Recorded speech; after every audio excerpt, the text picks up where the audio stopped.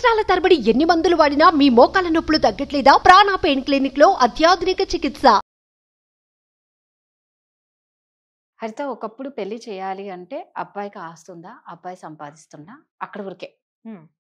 తర్వాత అమ్మాయికి కూడా ఏదన్నా రేపు పొద్దున ఏదన్నా జరిగితే అమ్మాయి కాళ్ళపైన అమ్మాయి బతకాలి అని తర్వాత పేరెంట్స్ చదివించడం స్టార్ట్ చేసి వాళ్ళకు సెట్ అయిపోయాక పెళ్ళిళ్ళు చేస్తారు. సో ఇప్పుడు కూడా అలాగే ఉన్నారు. అందుకే లేట్ మ్యారేజెస్ ఎక్కువ అయ్యేదానికి కారణం ఏంటంటే వాళ్ళు లైఫ్లో ఫైనాన్షియల్గా సెటిల్ అవ్వాలి అన్న ఉద్దేశంతోనే చేసుకుంటూ ఇంత దాకా పెళ్ళిళ్ళు అవుతున్నాయి. ఓకే, అంతా బాగుంది.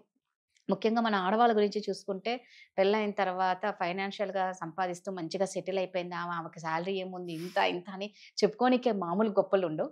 బట్ ఇంట్లో పరంగా చూసుకుంటే మాత్రం వాళ్ళకి ఫ్రీడమ్ ఉండదు. ఫైనాన్షియల్గా నువ్వు ఎంత సంపాదించినా ఇంటి దగ్గరికి వెళ్ళి ఇంట్లో వాళ్ళ చేతిలో పెడితే నీకు ఎంతో కొంత చిల్లర ఖర్చులకి ఇస్తారు. సో ఈ ఫైనాన్షియల్గా సెటిల్ అవ్వడం, ఈ ఫైనాన్షియల్ ఫ్రీడమ్ లేకపోవడం అనేది ఎలా అంటావు? ఇప్పుడు బయట నడుస్తున్న టైంకి ఇద్దరు భార్య భర్తలు సంపాదించకపోతే ఇల్లు నడవట్లేదు రాదా. దాన్ని మనం కూడా యాక్సెప్ట్ చేయాలి. ఇంకోటి చెప్పనా, ఆ హస్బెండ్ కూడా ఎలా ఉంటున్నాడంటే ఆ 8 hours జాబే కాదు, వెళ్ళేటప్పుడు 1.5 hour, మళ్ళీ వచ్చేటప్పుడు 1.5 hour, మళ్ళీ పార్ట్ టైం జాబులు చేస్తేనే గానీ, అంటే 3 times శాలరీలు తెస్తేనే గానీ ఇల్లు నడుస్తలేదు. అది నిజంగా అలా ఉన్నాయి. ఎక్స్పెన్సివ్ ఖర్చులు అలా పిల్లల చదువులకే అయిపోతున్నప్పుడు సర్వైవ్ అవ్వలేకపోతున్నారు. 8,000 లో ఎడ్యుకేషన్ అయిపోయేది. ఇప్పుడు వచ్చేసి నువ్వు నర్సరీకే 70,000 80,000 మినిమం అవుతుంది. అది ఇంకా ఓకే అనిపిస్తుంది. లక్షల్లో తీసుకుంటున్నారు అంటే ఎలా ఉంటుంది? మన పిల్లల్ని మంచి స్కూల్లో చదివించాలి, పక్కన వాళ్ళని చూసో ఎవరిని చూసో వాట్ ఎవర్ అనిపిస్తుంది. దాంతో ఖర్చులు ఎక్కువ అయిపోతుంది. అదే అంటే ఈ ఫినాన్సెస్ గురించి మీకు ఇప్పుడు అర్థమవుతుంది కదా రాధా. ముందు మనం మళ్ళీ ఏం లేకుండా ఫీల్ అవ్వకుండా ఫినాన్షియల్ అడ్వైజర్స్ ఉంటారు. బుక్ పెన్ తీసుకొని ముందు ఆ క్లాసెస్కి అటెండ్ అయిపోండి. వీకెండ్స్ లో ఒక 3 months పాటు వాళ్ళ దగ్గరికి వెళ్ళి ఫస్ట్ మనం ఎక్కడ మిస్టేక్స్ చేస్తున్నాం. ఇట్స్ నాట్ అబౌట్ నా లైఫ్ వేరు నీ లైఫ్ వేరు, నాకు వచ్చే ఫినాన్షియల్ ఇష్యూస్ వేరు నీకు వచ్చే ఫినాన్షియల్ ఇష్యూస్ వేరు, కానీ మన అందరికి కలిపి కామన్ ప్రాబ్లం సొల్యూషన్ ఒకటి ఉంటుంది ఆయన దగ్గర. ఆయన అంటున్నాను whatever whoever is financial advisor, ముందు వెళ్ళి వాళ్ళకి కనెక్ట్ అవుతే మనకి గోల్స్ ఫామ్ అవుతాయి రాదా. Goals very important. మనం టార్చర్ లేకుండా దారే తెలియకుండా నువ్వు అడవిలో తప్పిపోతే ఎలా ఉంటుంది? చీకట్లో అడుగులేసినట్లే అలానే ఉన్నాం. దేనికి ఖర్చు పెడుతున్నామో, దేనికి సంపాదిస్తున్నామో, ఎందుకు కష్టపడి సంపాదిస్తున్నామో కూడా క్లారిటీ ఉండట్లేదు. 20 ఏళ్ళు 30 ఏళ్ళు 90,000 పాటు ఈఎంఐలో ఇరుక్కున్న వాళ్ళు 20 ఏళ్ళ తర్వాత నువ్వు బాగానే ఉంటావని క్లారిటీ ఉంటుందా? మన గ్యారంటీ ఏమైనా ఉందా? పోనీ అప్పుడు అలాంటి టైంలో తీసుకుంటే తీసుకోండి, గోల్స్ లేకుండా ఉండొద్దని నేను అనట్లేదు, కానీ దానికి కొంచెం సెక్యూరిటీ ఉన్నది తీసుకోవచ్చు కదా. 1 లక్ష 2 లక్షలు ఎక్స్ట్రా పెడితే ఆ ఇంటికి కూడా వారంటీలు ఇచ్చే ఉంటాయి. ఆ ప్లాన్స్ తీసుకోండి ఈఎంఐలో. మనకేమన్నా అయిపోతే మన వెనకాల మన ఫ్యామిలీ టార్చర్ పడొద్దు మళ్ళీ. Correct, basic thing. నో మా ఫ్రెండ్ ఇలాగా ఫినాన్షియల్ ఇన్కమ్ గురించి మాట్లాడుతున్నా. ఇన్కమ్ ద్వారా మనకు వచ్చేవి ఇవి, తర్వాత ఫ్రీడమ్ గురించి చెప్తా. సో ఫినాన్సెస్ గురించి నాకు ఫ్రెండ్ ఉంది, తన ఎక్స్పీరియన్స్ చెప్పారనమాట. చాలా ఇన్స్పైరింగ్ అనిపించింది. సో తను చదువుకుంటుంది ఫినాన్సెస్కి సంబంధించి. అప్పుడే తనకి కేసు వచ్చేసింది ఒక క్లయింట్ నుంచి. ఏంటంటే తన ఫ్రెండ్ అనమాట. సడన్గా హస్బెండ్ చనిపోయారు. ఆ అమ్మాయి 28 ఏజ్, 2 పిల్లలు. ఫస్ట్ చైల్డ్ కొంచెం పాప పెద్దది అనుకుంటా, రెండో బాబు కొంచెం ఛాలెంజ్డ్ కిడ్. ఈ అమ్మాయి మాస్టర్స్ చదివింది, కానీ పిల్లల్ని చూసుకోవడము, నువ్వు సంపాదించక్కర్లేని సంపాదిస్తున్నాను కదా, నువ్వు పిల్లల్ని చూసుకున్నాడు హస్బెండ్. సో తన జాబ్లోంచి మళ్ళీ హోమ్ మేకర్గా కన్వర్ట్ అయ్యి పిల్లలు మాత్రమే తన లైఫ్. కాకపోతే తిని చేసిన ఒకే ఒక బ్లండర్ మిస్టేక్, హస్బెండ్ శాలరీ ఎంతో కనీసం మనం కనుక్కోగలగాలి. That's not a wrong thing. అవును కదా, కనీసం ఎక్కడ వస్తుంది మన ఇన్కమ్, మన ఇవి ఎక్కడ ఉంటున్నాయి, మన పే స్లిప్స్ ఎంత వస్తున్నాయి, లేకపోతే బుక్స్ ఎక్కడ ఉంటున్నాయి, మీ బ్యాంక్ అకౌంట్ బుక్స్ ఎక్కడ ఉన్నాయి, పాస్బుక్లు ఎక్కడున్నాయి, చెక్ బుక్లు ఎక్కడున్నాయి. ఫినాన్షియల్ అడ్వైజర్ నాకు చాలా గట్టిగా చెప్పాడు ఏంటంటే, వైఫ్కి అకౌంట్ ఉంటే హస్బెండ్కి ఏదో మొత్తానికి బ్లాంక్ చెక్ సైన్ చేసి హస్బెండ్ మాత్రమే తెలిసేలాగా ఒక లాకర్లో పెట్టాలట. అలానే హస్బెండ్ కూడా వైఫ్కి మాత్రమే తెలిసేలాగా బ్లాంక్ చెక్ అనమాట తను సైన్ చేసేసి ఒక చోట పెట్టేయమంటాడు. ఒక మార్వాడి కుటుంబంలో ఎన్నో డబ్బులు ఉన్నాయి వాళ్ళ దగ్గర, హస్బెండ్ అక్కడ ఉన్నాడు కోమాలో, తనకు ఖర్చు పెట్టడానికి ఈమె దగ్గర ఏం లేదు. చెక్ బుక్ లో ఒక చెక్ ఇలా సైన్ చేసి ఇచ్చి ఉంటే ఆవిడ ఎంతో ఆస్తులు సేవ్ చేసుకోగలిగేవాళ్ళు. ఆ టైంలో ఆయనని సేవ్ చేసుకోవాలంటే ఈవిడ వెళ్ళి ఒక ఇంటిది అమ్మేసుకొని గబగబా, ప్రాణం కంటే ఆస్తి కాదు కదా ఇంపార్టెంట్, ఆ ఆస్తి అమ్మేసుకొని వచ్చింది. అది ఎంత పెద్ద property, 50-60 lakhs property. She sold it for 25 lakhs. అబ్బా. ఈయన బయటకు పడిన తర్వాత కోమాలోంచి నేను ఇలా బయటపడ్డా అని తెలిస్తే ఇప్పుడు హార్ట్ అటాక్ రావాలి. ఇంత కష్టపడి ఆయన సంపాదించిన డబ్బులు వెరీ ఇంపార్టెంట్ ఒక ఫినాన్షియల్ చిన్న సబ్జెక్ట్. సైన్ తో పోయేది. ఆ చెక్ రాసి ఆయన పెట్టుండుంటే ఈ భార్యకు ముందే చెప్పుండుంటే ఇంత ఖచ్చితంగా. బయటకు వచ్చేవాళ్ళు ఈ ప్రాబ్లం నుంచి. సో అందుకే financial subject is very important. Right. ముందు మనం అవేర్ అవుదాం, నేను ఏం చేయాలి, నా ఫ్యామిలీకి ఏది ఇంపార్టెంట్ అని. అది విన్న వెంటనే నేను మా ఆయన కంపల్సరీ మా చెక్లు సైన్ చేసి పెట్టేసుకున్నాం లాకర్స్ లో. నాకేమైనా నువ్వు తీసుకో, నీకేమైనా నేను వాడతాను, మన కోసమే కదా వాడేది, మన పిల్లల కోసమే కదా, ఇంత సంపాదించేది ఎవరి కోసం రాదా, నిజమే, ఖచ్చితంగా. రైట్? సో ఇలాంటి బేసిక్ థింగ్. సో మా ఫ్రెండ్ ఏం చేసింది, ఎప్పుడైతే తినకి కేసు వచ్చిందో, హస్బెండ్ చనిపోయాడు 28కి. సో ఆ పిల్లని ఎంక్వైరీ, ఆ మదర్ని ఎంక్వైరీ చేశారనమాట. నీకేమన్నా తెలుసా, మీ హస్బెండ్ శాలరీ కానీ ఏమన్నా కానీ ఏమీ తెలియదు. సరే పోనీ పాస్బుక్స్ ఎక్కడన్నా ఉంటాయా మీ ఇంట్లో అంటే వెతికి తీసుకొస్తే 3 అకౌంట్స్ ఉన్నాయి. ఒక అకౌంట్ క్లోజ్ చేస్తే 2 lakhs వచ్చాయి. పాప మా పైన ఫినాన్షియల్ బర్డెన్ పడిపోయింది ఆ అమ్మాయి పైన. ఆ కార్ కొన్నారు, ఆ కార్ ఈఎంఐ వచ్చేస్తున్నారు, ఇల్లు కొన్నారు, ఇంటి ఈఎంఐ వాళ్ళ మీద పడిపోతారు. వాళ్ళకి అనవసరం, వాళ్ళకి అవన్నీ అనవసరం. వాళ్ళ కంపెనీ నడవాలంటే అంతే. వాళ్ళ రూల్స్ ప్రకారం నువ్వు ఈఎంఐ Exactly. కలెక్ట్ చేసుకుని రా, నువ్వు మనిషి ఉన్నా లేకపోయినా అంతే, వాళ్ళకి అలాగే. అనవసరం. అవును, అది కంపెనీ రూల్స్ అంతే. అమ్మాయి ఎంత ఫినాన్షియల్ బర్డెన్ ఫేస్ చేసింది తెలుసా, తన సబ్జెక్టే కాదు ఇది. సో మా ఫ్రెండ్ ఏం హెల్ప్ చేసిందంటే, ఎప్పుడైతే పాస్బుక్స్ పట్టుకొని అకౌంట్ క్లోజ్ చేస్తూ వెళ్ళారో ఒక అకౌంట్ లో 2 lakhs ఎంత వచ్చాయంట. ముందు అయితే దాంతో ఆ మంత్ ఈఎంఐస్ బయట పడిపోయారు. నెక్స్ట్ అకౌంట్ లో ఎంతో 50,000 ఎంతో ఉన్నట్టున్నాయి. థర్డ్ అకౌంట్ క్లోజ్ చేయడానికి వెళ్ళినప్పుడు దే ఫౌండ్ అవుట్ ఏంటంటే ఆయన లాకర్ ఉంది, లాకర్ కీ కూడా ఈమెకు తెలియదట. మళ్ళీ వచ్చి వెతుక్కున్నారు, మొత్తానికి ఆ లాకర్ కీ కనుక్కున్నారు, తీసుకొచ్చి ఓపెన్ చేసి చూస్తే అందులో క్యాష్ ఉంది కొంచెం.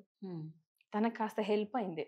తను ఓపెన్ చేసి చూస్తే అందులో 2.5 crores టర్మ్ ఇన్సూరెన్స్ ఉంది. 2.5 crores రాదా. సూపర్. ఎప్పుడైతే వాళ్ళు ఈయన చనిపోయిన ఈ డెత్ సర్టిఫికేట్ ఇది కలిపి అక్కడ సబ్మిట్ చేశారో 2-3 days లో ఆవిడకి 2.5 crores వచ్చాయి. ఈ ఈఎంఐ కథం, ఆ ఇంటి ఈఎంఐ కథం. తను ఉన్న మనీని నేను ఎక్కడ వేసుకోవాలంటే పిల్లలు ఇద్దరు ప్లాన్ చేసేసి ఈ అమ్మాయి ఇప్పుడు సేవ్ చేసేసి, ఆ అమ్మాయి తిరిగి ఈమె దగ్గరకు వచ్చి అనిందంట, ఇంకొక వారంలో నేను చనిపోదాం అనుకున్నాను, నాది ఇంకా వెళ్ళిపోయి నా థాట్స్ అలాగా, నేను చనిపోయి పిల్లల్ని కూడా చంపేసి నేను కూడా చచ్చిపోదాం. ఫినాన్షియల్ లాసెస్ ఇలా వెళ్తాయి. So this is how finances are very important. మన ఎమోషన్స్ లో 90% ఫినాన్సెస్ కి రిలేటెడ్ గానే ఉంటాయి రాదా. 90% తక్కువ కూడా కాదు.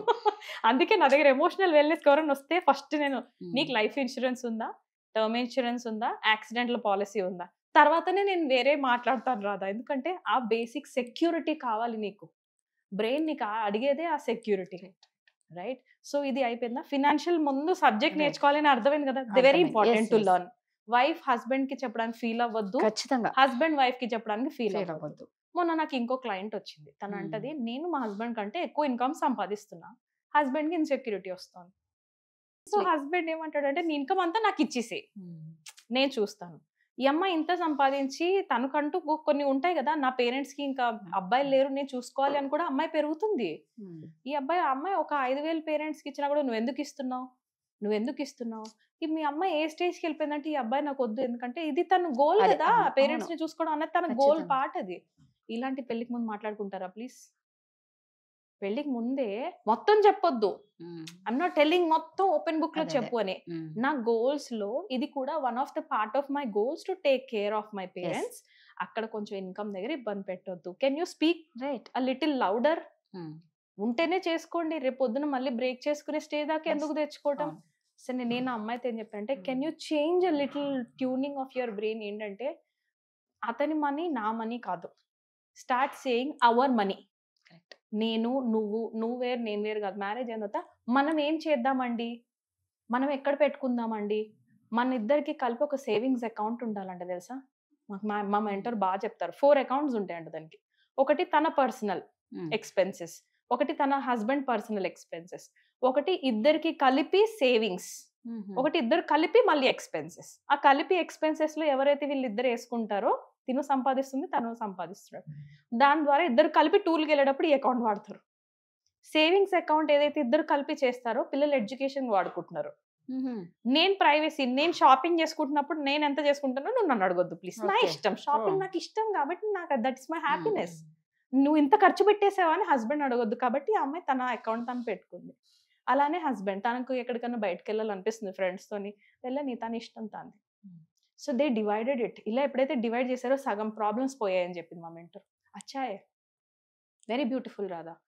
ఈ ముక్క నాకు ఎప్పుడైతే తెలిసిందో, నేను మా అన్న ఫస్ట్ వెళ్ళి రాత్రికి రాత్రి జాయింట్ అకౌంట్ ఓపెన్ చేసినాం. సాయంత్రమే ఉరికినాం ఈ పాయింట్ వినంగానే. కార్డ్ ఆయనకి ఇచ్చేస్తాను, డెబిట్ కార్డ్. ఫోన్ పే జీన్ పేలు నేను చేసుకుంటాను. అచ్చా నైస్, సగం ప్రాబ్లం పోయింది అక్కడనే. Our money, our savings. ఏమండి ఇంత సేవింగ్స్ అయ్యాయి, మేమెంత ఇద్దరం కలిపి ఇప్పుడు ఎక్కడ పెడదాం, షేర్స్ లో పెడదాం, చలో పెట్టేద్దాం. సగం ప్రాబ్లమ్స్ పోయాయి, నిజం చెప్తున్నా. ఎప్పటి వరకైతే నా ఫోకస్ ఇది నా మనీ కదా, ఇది నీ మనీ కదా, నువ్వు ఇస్తావా, ఇది నీ ప్రాబ్లం కదా, నీ రెస్పాన్సిబిలిటీ కదా, రైట్. ఇది సెకండ్ సబ్జెక్ట్. ఇంకొక కేసు చెప్తాను. ఒక అమ్మాయి వచ్చింది నా దగ్గరికి అంటే క్యాజువల్గా, నాకు పర్సనల్ క్లయింట్ ఏం కాదు, తెలిసిన అమ్మాయి. సంపాదిస్తోంది, ఇన్కమ్ బాగానే సంపాదిస్తోంది, కానీ హస్బెండ్ ఉన్న డబ్బులన్నీ ఈమె దగ్గర తీసేసుకొని ఆయన ఇచ్చి ఎక్స్ప్లెనేషన్తో పాటు ఈమె దగ్గర మనీ ఇస్తున్నాడు. అక్కడ ప్రతి ఆడపిల్ల please get back to your financial freedom. Income సంపాదించడం గొప్ప కాదు, ఫినాన్షియల్ ఫ్రీడమ్ ఈజ్ ఇంపార్టెంట్. నోరిప్ప అడగండి కదా, నాకు ఇది నా మనీ కదా, కొంచెం మన మనీనే, బట్ స్టిల్ ఇందులో 20,000 నాకు, 10,000 మనకి, అలా ముందే మాట్లాడుకోండి. ఈమె మొత్తం 30,000 ఇచ్చి ఆయన 300, 400, 500 ఇస్తుంటే ఈమెకు మళ్ళీ 5,000, 10,000 సంపాదించిన వాళ్ళకంటే దారుణంగా ఉంది ఈ అమ్మాయి బతుకు. కంగారు పడిపోయింది, ఇట్లా షివర్ అయింది రాదా. We were seeing her shivering. Financial insecurities చాలా దారుణంగా ఉంటాయి, మనకు తెలియదు, కంటికి కనిపించవు, లోపల ఎమోషన్స్ తినేస్తూ ఉంటాయి, రైట్. సో అది ఫినాన్షియల్ ఫ్రీడమ్ గురించి చెప్పాలి అంటే ఇలా అన్నమాట. కరెక్ట్. ఇప్పుడు నువ్వు చెప్పినవన్నీ చేస్తే చాలా ఫైనాన్షియల్ ఫ్రీడమ్ దొరుకుతుంది, ఫైనాన్షియల్ గా ఎలా సెట్ అవ్వాలి అనేది దొరుకుతుంది, ఓ సెక్యూరిటీ అనేది చాలా ఇంపార్టెంట్, అది చాలా useful. Super, thank you. Suman టీవీలో మీ పర్సనల్ అండ్ బిజినెస్ ప్రమోషన్స్ కోసం కింది నెంబర్కి కాంటాక్ట్ చేయండి.